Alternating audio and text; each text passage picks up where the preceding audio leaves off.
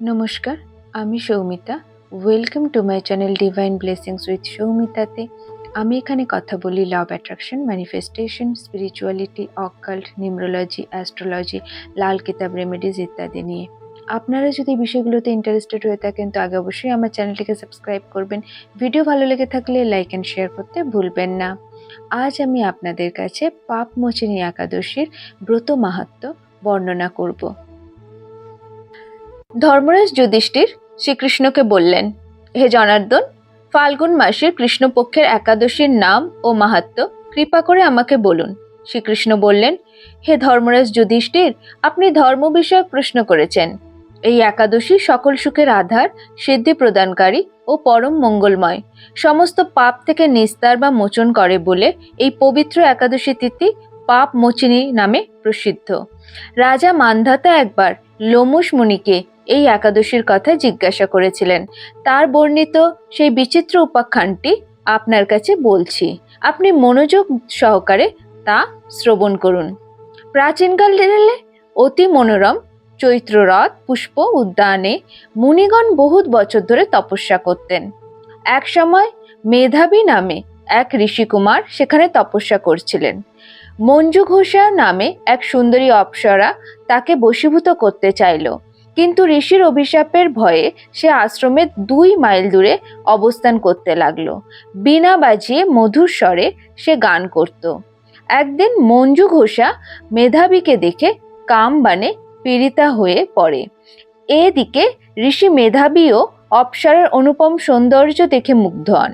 তখন সেই অপ্সরা মুনিকে নানা হাবভাব ও কটাক্ষ দ্বারা বশীভূত করে। ক্রমে কাম পরবশত মুনি সাধন ভজন বিসর্জন দিয়ে তার আরাধ্য দেবকে বিস্মৃত হন। এইভাবে অপ্সরার সাথে কাম ক্রীড়ায় মুনি বহু বছর অতিক্রান্ত করেন। মুনিকে আচারভ্রষ্ট দেখে সেই অপ্সরা দেবলোকে ফিরে যেতে মনস্থ করল। একদিন মঞ্জু ঘোষা মেধাবী মুনিকে বলতে লাগলো, হে প্রভু, এখন আমাকে নিজ গৃহে ফিরে যাবার অনুমতি প্রদান করুন। কিন্তু মেধাবী বললেন, হে সুন্দরী, তুমি তো এখন সন্ধ্যাকালে আমার কাছে এসেছো, প্রাতঃকাল পর্যন্ত আমার কাছে থেকে যাও। মুনির কথা শুনে অভিশাপের ভয়ে সেই অপ্সরা আরো কয়েক বছর তার সাথে বাস করলো। এইভাবে বহু বছর অতিবাহিত হলো। দীর্ঘকাল অপ্সরার সহবাসে থাকলেও মেধাবীর কাছে তা অর্ধরাত্রি বলে মনে হলো।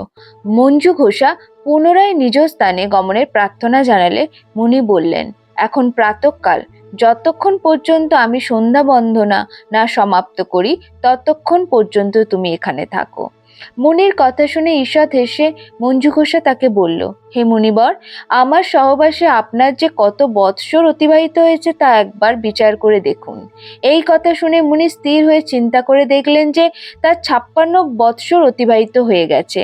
মুনি তখন মঞ্জু ঘোষের প্রতি ক্রোধ পরবশত হয়ে বললেন, রে পাপিষ্ঠে, দুরাচারিণী, তপস্যার ক্ষয়কারিণী, তোমাকে ধিক, তুমি পিশাচী হও।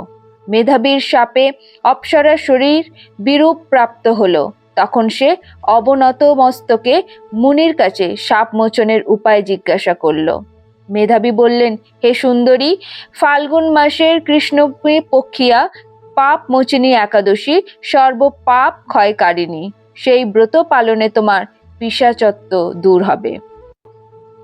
সেই ব্রত পালনে তোমার পিশাচত্ব দূর হবে।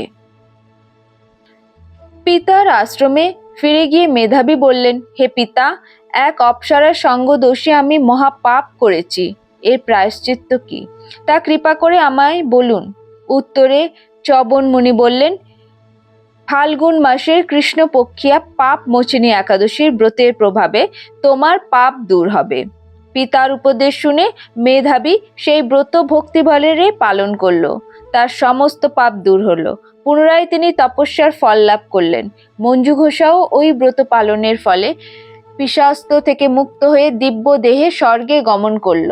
হে মহারাজ, যারা এই পাপ মোচনী একাদশী পালন করেন তাদের পূর্বকৃত সমস্ত পাপই ক্ষয় হয়। এই ব্রতকথা পাঠ ও শ্রবণে সমস্ত এই ব্রতকথা পাঠ ও শ্রবণে সহস্র গোদানের ফল লাভ হয়। হরে কৃষ্ণ।